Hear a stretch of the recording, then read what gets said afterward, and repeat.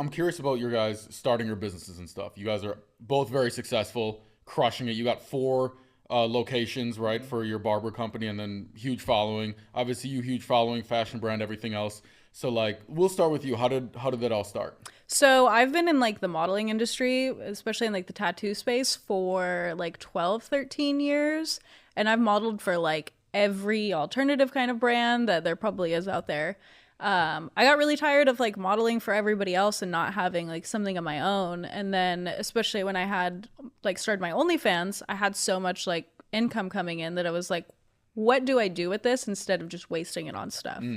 So I started investing that money into a clothing brand that like was my vibe, that like I wanted to pursue with like girls that I know like every influencer, I feel like at this point. So having like that huge massive amount of girls, my clothing brand, I was like, why not? And then where I really found my footing though was doing it in the like festival industry. So doing large scale metal festivals with my clothing brand has like been where I've seen the most success. Awesome, awesome.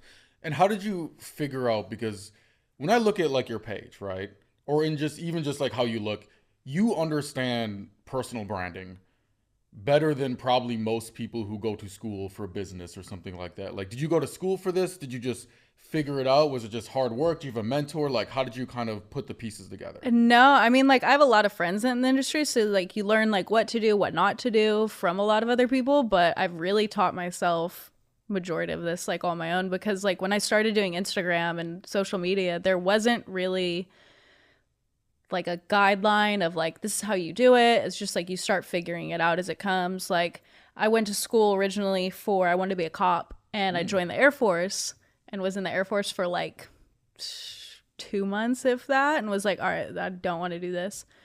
Got out and was like, I really don't know what I want to do with my life. And I ended up getting posted shortly after that on this website called Is Anyone Up?